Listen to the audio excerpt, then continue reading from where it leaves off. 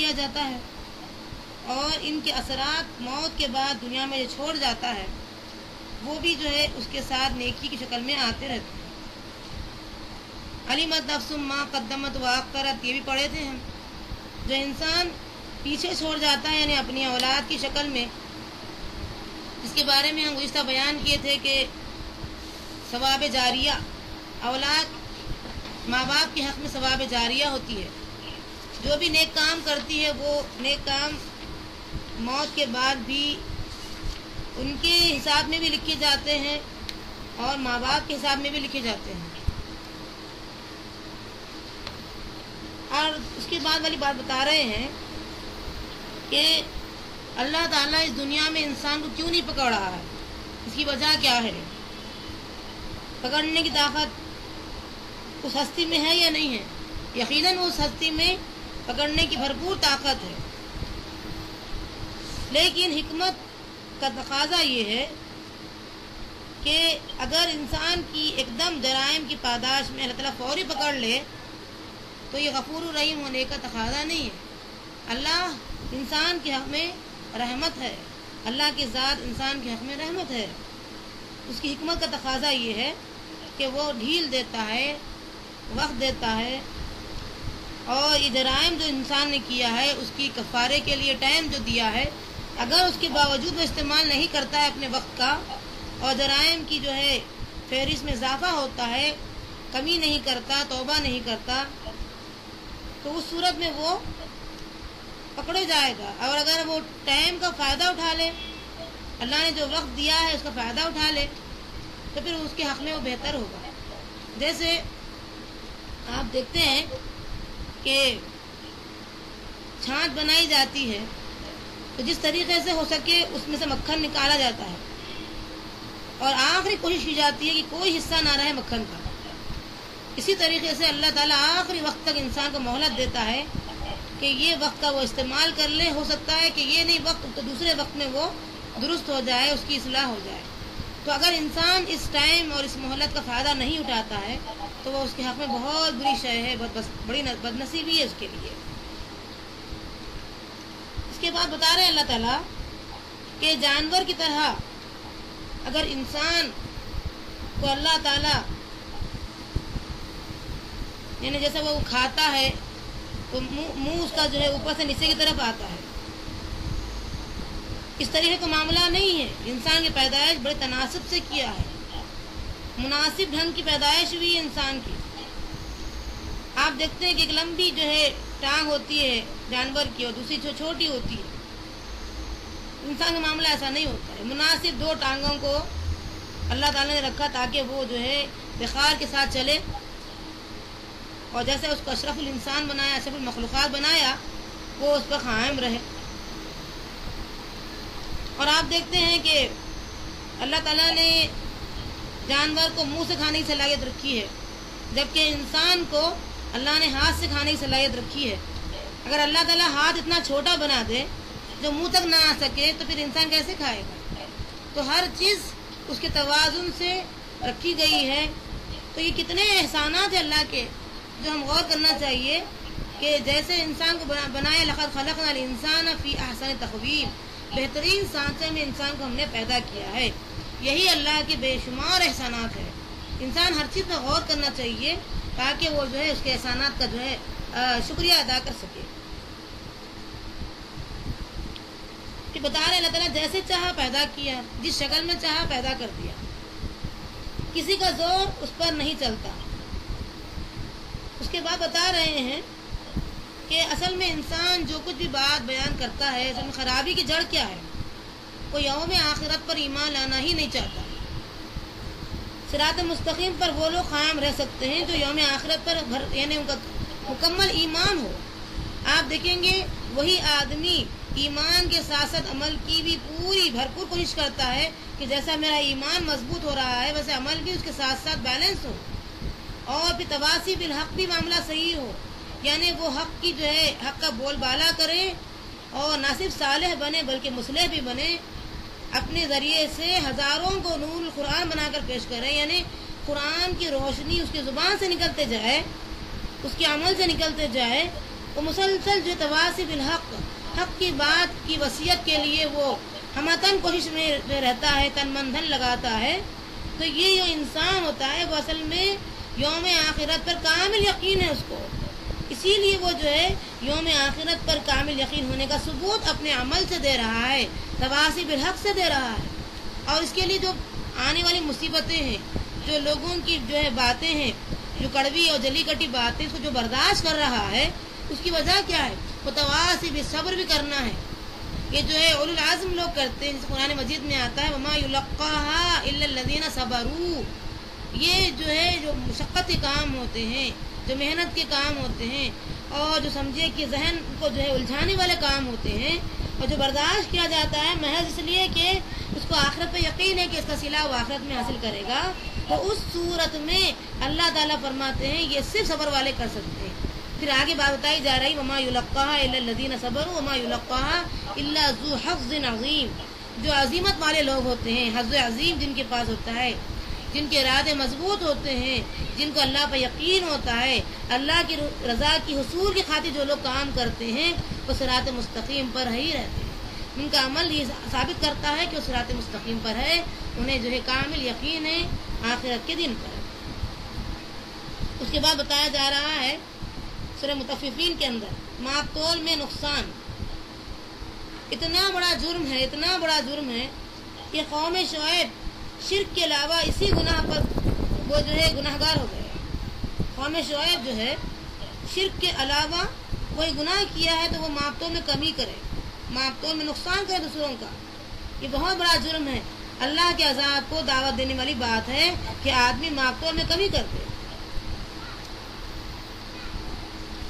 اور یہاں جو اب بات بیان کی جا رہی اس کے بعد وہ یہ ہے کہ عقل سلیم جس کے پاس نہ ہو وہ چیزوں کے متعلق انجام پر غور نہیں کرتا. کیا ہوگا میرا انجام، اس پر غور نہیں کرتا. عقل سلیم بہت بڑی نعمت ہے. اللہ تعالیٰ فرماتے ہیں کہ جو لوگ جو عقل کو یعنی عقل سلامت والی عقل ہے اس کو استعمال کرنا چاہتے ہیں، اس کی جو ہے گائیڈ کرنے والی کتاب قرآن مجید کا استعمال کرتے ہیں، بار بار پڑھتے ہیں، اس کے مطابق اپنے آپ کو ڈھالتے ہیں، وہ اصل میں چیزوں کے انجام سے واقف ہوتے ہیں، غور کرتے ہیں، گہرائی میں جاتے ہیں، قرآن کے تقاضوں کو پورا کرتے ہیں. قرآن کے 4 تقاضے ہیں. ایک ہے سارے انداز میں قرأت کر لینا، پڑھ لینا. دوسرے ہے اس کے پیچھے چلنا، فالو کرنا، تلاوت کرنا جس کو کہتے ہیں. اور تیسری چیز ہے تدبر کرنا، تواصی بالحق، وصیت بھی کرنا حق بات کی دوسروں تک. اور چوتھی چیز ہے تبلیغ کا کام انجام دینا مستقل انداز میں صبر کے ساتھ.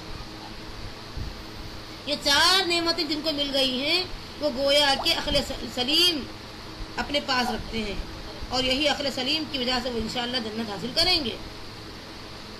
اور اللہ تعالیٰ کی جو ذات ہے وہ کیا ہے؟ صفت ہے. اس کا جو ہے ذات کی جو صفت ہے وہ صفت عادل، قدرت کاملہ پر یقین ہونا چاہیے کہ وہ عادل کے ساتھ معاملہ کرے گا، میرا وہ انصاف سے معاملہ کرے گا تو میری جو ہے وہاں ہوا اکھڑ جائے گی. چنانچہ اس ضمن میں ایک حدیث آئی ہے،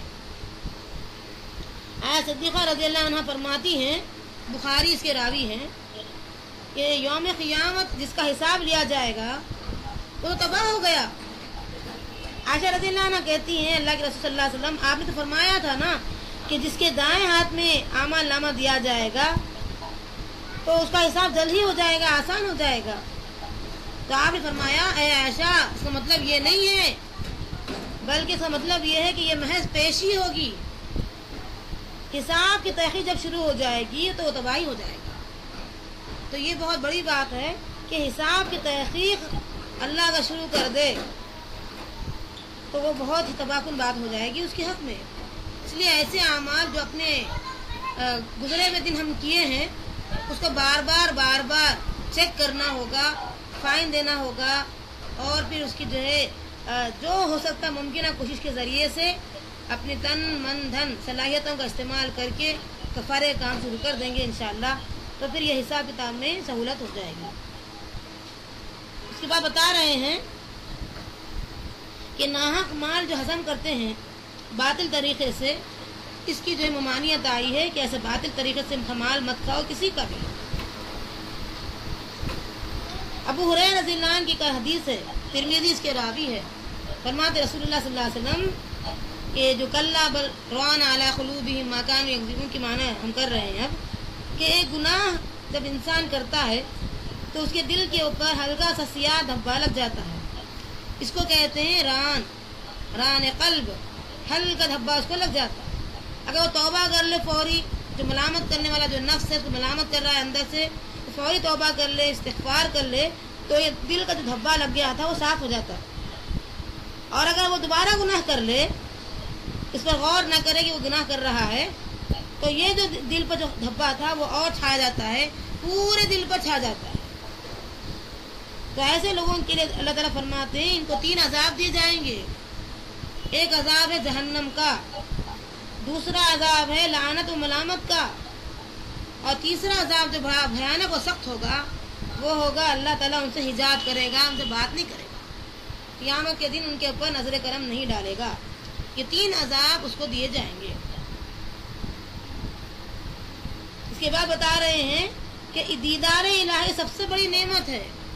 جو انسان اس دنیا کے اندر اتنے اچھے اعمال کرتا ہے، چیک بھی کرتا ہے، آگے بڑھتا بھی ہے، اور سمجھے کہ اللہ کو راضی کرنے کے لیے نیکی کا حصول، اس کی رضا کے حصول میں لگ جاتا ہے، وہ اصل میں دیدار الہی کا متلاشی ہوتا ہے، دیدار الہی کا طلبگار ہوتا ہے۔ اور دیدار الہی سب سے بڑی نعمت ہے۔ ان سب نعمتوں سے جو جنت میں ملے گی اس کو، ان سب میں سب سے بڑی نعمت دیدار الہی ہوگی۔ اور وہ دیدار الہی کس کو نصیب ہوگی؟ جو واقعتاً اہل جنت میں اپنے آپ کو شمار کرے، اہل جنت کو نصیب ہوگی وہ دیدار الہی، اور اہل جہنم محروم رہیں گے ہمیشہ کے لیے۔ پھر اس کے بعد بتایا جا رہا ہے یتغامزون، یہ آنکھوں کی اشارت و تحقیر کرنا، کسی کو ذلیل کرنا آنکھوں کی کنکیوں سے، اشاروں سے۔ آج بھی دنیا میں اس کا رواج ہے، ہر طرف باصلاحیت انسان اپنے سے کمتر لوگوں کی تحقیر کرتا ہے۔ اسی طریقے سے ہر وہ انسان جس کے اندر اللہ کا خوف، اللہ کا ڈر ختم ہو جاتا ہے، وہ آنکھوں کے کنکیوں سے، اشاروں سے کسی انسان کی تحقیر کرتا ہے، جن کے بارے میں آتا ہے کہ اصل میں یہ لوگ جو ہے دور کی گمراہی میں پہنچ گئے ہیں، اور ان پر ایسا وقت آئے گا کہ یہ اہل جنت رہیں گے، وہ جو ہے انشاءاللہ وہ بھی ان پر تمسخر کریں گے، مذاق اڑائیں گے، وہ دن اڑائیں گے، پھر اس کی جو ہے حسرت کا، یعنی وہ وقت ہوگا، پھر انسان وہاں سوائے افسوس کے، سوائے رسوائی کی کوئی چیز حاصل نہیں کر سکے گا۔ اور لزالون کے معنی یہاں بتائے جا رہے ہیں، جن کو یہ کفار و مشرکین کہہ رہے ہیں کہ لزالون، وہ لوگ گمراہ ہے، دہا کا معاملہ ہے ان کا۔ یہ کس قسم کے لوگ ہیں؟ یہ آخرت تصوراتی زندگی میں گم ہو چکے ہیں، یہ گمراہ دراصل اس اعتبار سے ہیں کہ ان کو آخرت کی زندگی، تصوراتی زندگی نے نقد عیش و عشرت، عیش و آرام دنیا کا ترک کرنے پہ مجبور کر دیا۔ کہ مسلمانوں کو جو ہے یہ ایسے الفاظ سے بولو لزالون کہتے ہیں کہ نہ نقد ہے نہ ادھار ہے، نہ دنیا کا عیش و عشرت وہ حاصل کرنا چاہتے ہیں، نہ آرام حاصل کرنا چاہتے ہیں، بلکہ اس کو بھی ترک کر دیتے ہیں۔ اس اعتبار سے وہ آخرت کی دنیا کی جو تصور وہ لیے بیٹھے ہوئے اپنے ذہنوں کے اندر، اس حساب سے وہ لوگ گمراہ ہیں۔ اور آپ دیکھیں گے کہ یہ مسلمانوں کے پیچھے وہ ایسے لگ جاتے، ایسی نگرانی کرتے ہیں، گویا کہ ہر وقت ان کے لیے وہ ذمہ دار بنا دیے گئے ہیں۔ ہر وقت مسلمانوں کی جو ہے سمجھے کہ وہ لوگ کیا کر رہے ہیں، ایسی نگرانی کرتے ہیں۔ ان کی جو نگرانی سر سے پیر تک ہوتی ہے، تنقید و تمسخر کا نشانہ بناتے ہیں، ان کو تنقید کرتے ہیں ہمیشہ۔ اور آپ دیکھتے ہیں جو لوگ جتنے نیک ہوتے ہیں وہ اتنے پھلدار ہوتے ہیں، اور ہمیشہ وہ اپنے آپ کو جھکا کر بات کرتے ہیں، ان کے اندر تکبر نہیں ہوتا، ان کے اندر فخر نہیں ہوتا۔ تو یہ لوگ ان کی تنقید کرتے ہیں، ان کا تمسخر، ان کا مذاق اڑاتے ہیں، اور نشان ملامت ان کو کرتے ہیں۔ اور ہر اچھے انسان کے ساتھ، جیسے نبی کے ساتھ ہر نبی کے ساتھ دشمن لگے ہوئے ہوتے ہیں، ان انسانوں کے ساتھ بھی یہ دشمن لگے ہوتے ہیں۔ اور ان کا منشا کیا ہوتا ہے کہ صرف وہ مذاق اڑائیں تاکہ ان کی جو ہے تحقیر ہو جائے اور لوگ ان کی تقلید نہ کریں، ان کو فالو نہ کریں۔ اور یہ جو کفار ہوتے ہیں مسلمانوں کا مذاق اس لیے اڑاتے ہیں کہ ان کے نزدیک مسلمانوں کا مذاق اڑانا ثواب سمجھ کر ہوتا ہے، وہ ثواب کی نیت سے مسلمانوں کا مذاق اڑاتے ہیں۔ اس کے بعد اللہ تعالیٰ فرما رہے ہیں کہ ہم نے انسان کو علم اور اختیار دے کر اشرف بنایا، علم بھی دیا اور حکم مانے یا نہ مانے یہ اختیار دیا، اور صرف یہ اختیار جن اور انس کو ہی دیا ہے اللہ نے، بقیہ تمام مخلوق کو طوعاً او کرہا مجبوراً ماننا ہی ماننا ہے، تابع ہیں، حکم کو جو ہے حکم کی فرمانبرداری کرنے والے ہیں۔ اس لحاظ سے نبی اکرم صلی اللہ علیہ وسلم فرماتے ہیں کہ انسان کو نفس دے کر کے امتحان لیا اللہ نے، علم دے کر کے امتحان لیا، اختیار دے کر کے امتحان لیا۔ اب انسان کی نصیب والی بات یہ ہے کہ وہ ان چیزوں کا صحیح استعمال کریں اور اپنی کامیابی کی طرف لوٹ جائیں۔ پھر بتا رہے ہیں اللہ تعالیٰ جو لوگ اپنے اعمال نامے کی اصلاح کرتے ہیں، بہتر سے بہتر بنانے کی کوشش کرتے ہیں، ان کے لیے جنات عدن باغات ہے، تجری من تحت الانہار، جن کے نیچے نہریں جاری ہوں گی، اور پھر سمجھیے کہ مساکن ہیں اور ان کی بیویاں، ساری چیزیں بتائی گئی ہیں۔ اس کے برعکس وہ لوگ جو اس لیے اپنے اعمال کو چھپا رہے ہیں، جن کے بارے میں آتا ہے کہ براء ظاہری، ان کی پیٹھ پیچھے دیا جائے گا، اس کا مطلب کیا ہے؟ اس کا مطلب یہ ہے کہ وہ لوگ اپنے اعمال نامے کو چھپانے کے لیے پیٹھ پیچھے سے ہاتھ کو ایسے دباتے ہیں کہ پیچھے دے دے ہاتھ، بائیں ہاتھ کو پیچھے سے یوں مڑ کر کے لیتے ہیں تاکہ کوئی لوگ ان کے اعمال نامے کو نہ دیکھے، یہ مقصد ہے۔ تو بہرحال اللہ سے دعا مانگیں گے، ہم یہاں تک رکھیں گے تفسیر کو، اور دعا مانگیں کہ اللہ تعالیٰ ہمیں دائیں ہاتھ میں اپنے اعمال نامے جو ہے انشاءاللہ مل جائیں، اور یہ بھی دعا کریں جیسے مسلم کی حدیث ہے کہ اللہ تعالیٰ بغیر حساب کتاب کے ہمیں انشاءاللہ تعالیٰ جنت میں داخل فرما دیں، اس کے حقدار بنائیں، وہ صفات ہمارے اندر پیدا فرما، اور اللہ موفقنا لما تحب و ترضا، اللہ تعالیٰ میں توفیق دے کہ اپنے پسندیدہ کام کرنے اور راضی ہونے والے کام کرنے کی ہمیں توفیق دے، ہماری نسلوں کو بھی توفیق دیں تاکہ ہم دنیا میں جنت کما سکیں انشاءاللہ، اور آخرت میں بھی جنت حاصل کر سکیں۔